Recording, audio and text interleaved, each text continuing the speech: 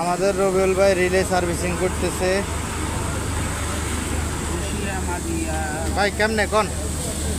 এই যে রিলটা খোলার পরে দেখেন এই যে দেখেন কালো হয়ে যায়, এখান থেকে এরকম কার্বন করে, কার্বন কার্বন কার্বনের জন্য স্পার্কিং করে, স্পার্কিং সমস্যা।